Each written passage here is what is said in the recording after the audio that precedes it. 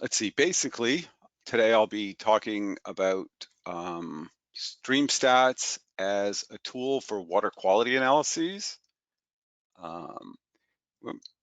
This work was done in cooperation with a number of state DOTs and the Federal Highway Administration Office of Project Development and Environmental Review.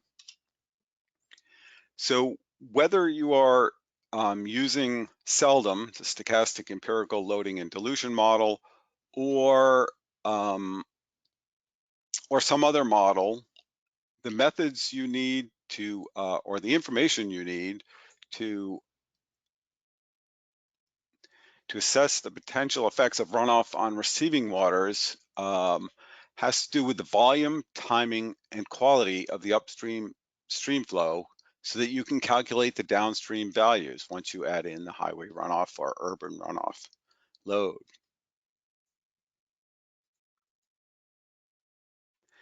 So the potential effects of runoff from a site of interest depend on the pre-storm stream flow that will receive that first flush and the volume of upstream stormwater that discharges while the highway or the BMP is discharging to the stream.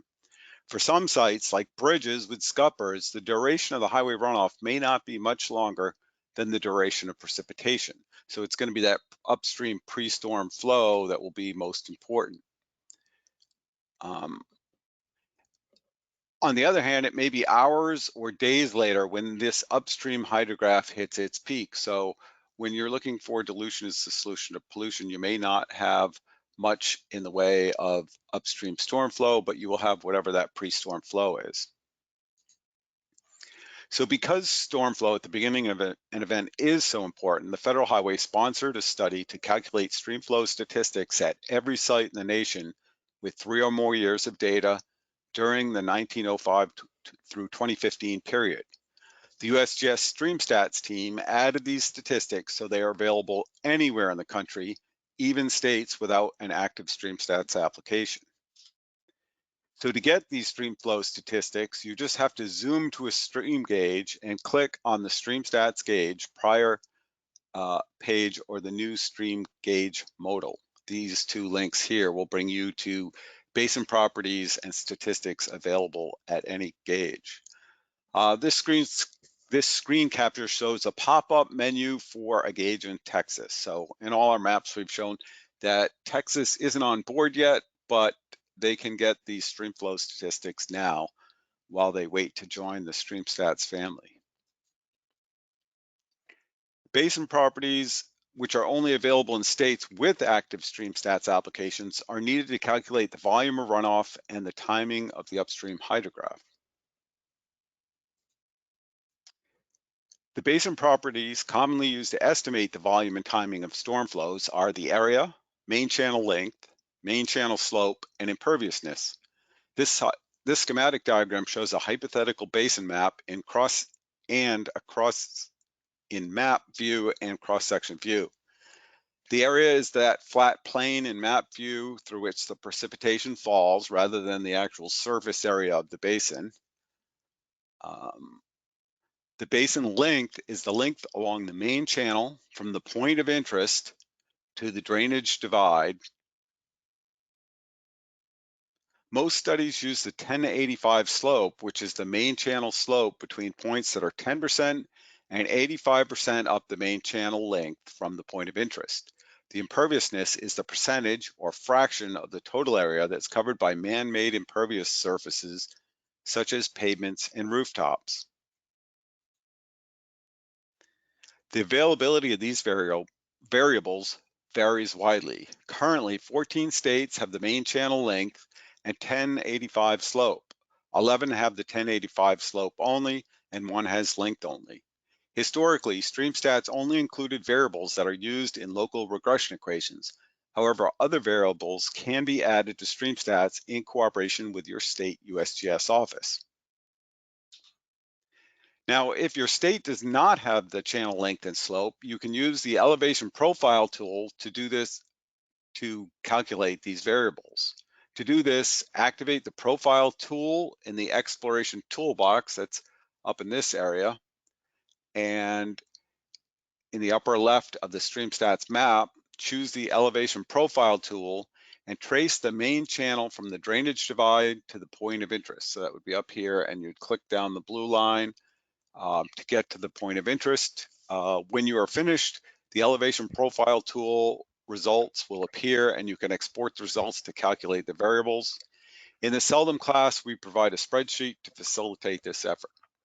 I should mention that if you look here, I've used the default map, but if you go to the national map layer, you can see the contours more easily.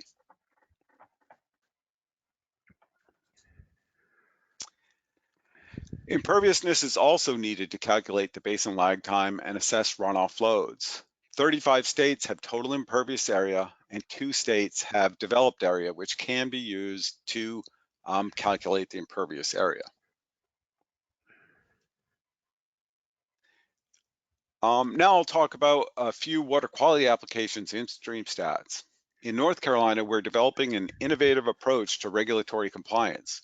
We use SELDM in cooperation with the Federal Highway, NCDOT, and the regulators to develop a simple, quick decision tool for BMP selection from highway and upstream basin properties.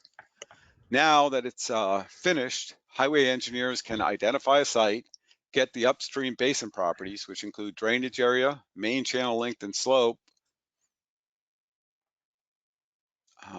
Oops, somebody's not muted. I can hear somebody in the background. Sorry about that.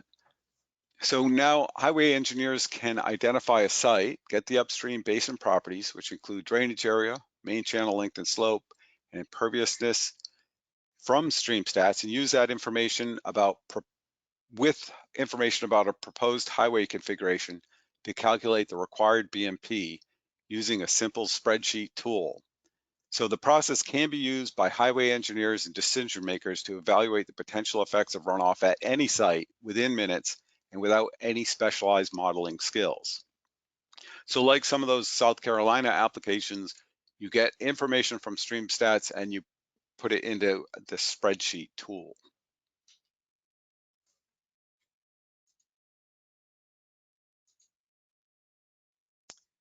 So the results from these SELDM analyses indicate that the BMP selection depends on multiple hydrologic properties over a wide range of drainage area ratios.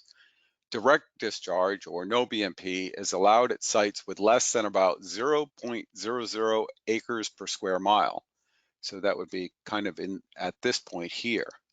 Advanced BMPs are required in the range of about 50 acres per square mile. So that would be about here. Anything larger than that, you're going to, the ratio of highway to upstream basin, you're going to need to use the advanced BMPs in North Carolina. Between these limits, you can see with these jaggedy lines that the other hydrologic variables determine your outcome, whether or not it's direct discharge, basic BMP, which is the white area, or advanced BMP, which is the light blue area. To foster water quality investigations, we've also added roads, road lengths and road crossings in a few states. Connecticut, Massachusetts, and Rhode Island have roads based on national map roadways. And with Oregon, we put in roads based on the state DOT road coverage for that state. The advantage of using the national map coverage is that when you delineate a basin within a state, it will also count the links and road crossings outside the boundaries of the state. So the road link, so in Southern New England, we also added these links and crossings to StreamStats to assess the DOT's roadway footprint and their share of impervious area storm loads.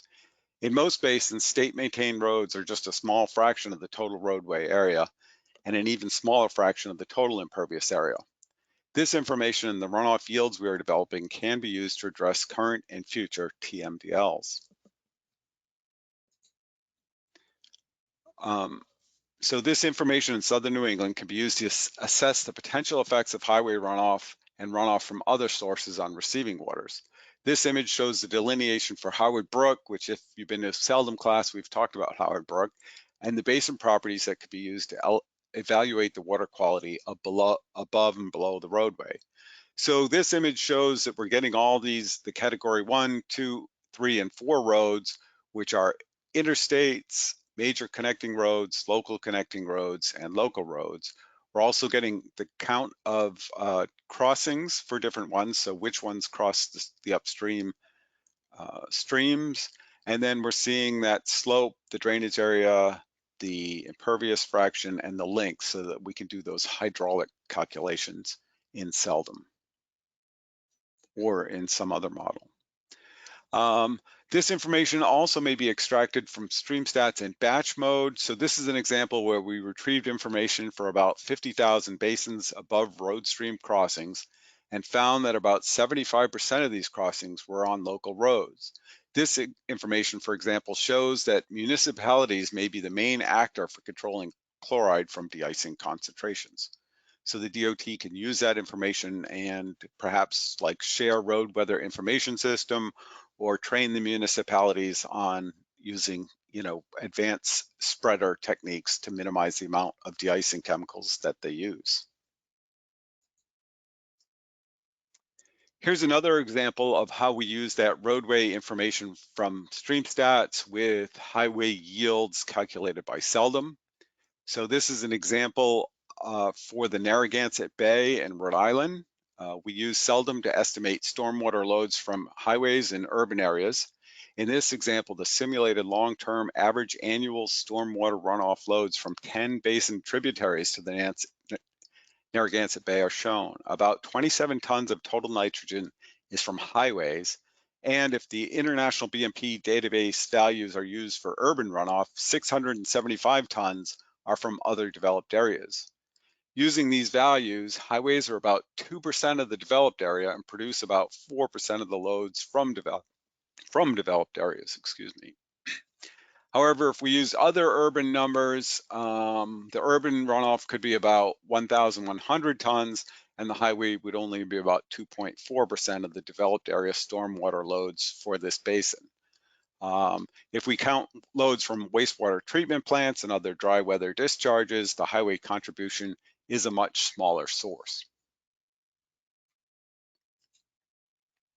Here's another example that we did with Oregon DOT. We used imperviousness, land cover, and road classes from StreamStats to simulate long-term annual loads from different land covers.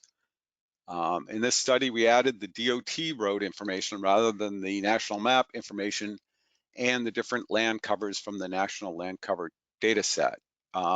This was a TRB paper that we did a couple years ago. It's available on the SELDM website.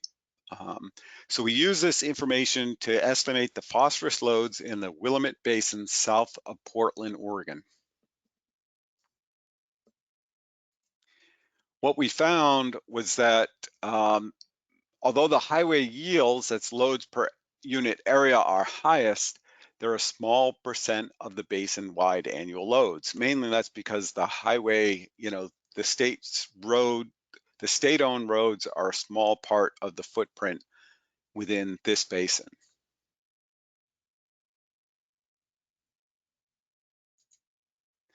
So using that information, we could also look at, implications for meeting the total maximum daily loads in this area. So what this bar chart shows is what would happen if each land cover was by itself responsible for meeting different basin-wide reduction targets. So, the dark blue is a 1% basin-wide reduction and the light blue is a 10% basin-wide reduction. So we can see that you'd have to eliminate runoff from the entire, or half the runoff from the entire highway network to get a 1% reduction. And by the time you got up to a 5% reduction, you'd kind of have to go into the basin and rip out all the roadways in the basin to have zero runoff from any road in the basin to meet that criteria. Whereas if we looked at the municipal roads, developed urban areas, and agriculture, they could make very small changes in their practices and more readily meet those reductions. So basically that covers the ways we use StreamStats to inform SELDM or other water quality monitoring efforts. I just want to invite people who are interested to an online class for SELDM and the highway runoff database we'll be having in late winter 2022. So that would be like this coming February or March. Our online classes are comprised of a few webinars, and we send you away to YouTube just to watch all the boring details. And finally, links to SELDM, the highway runoff database, software, data, and reports are available on the SELDM webpage at www.usgs.gov/SELDM.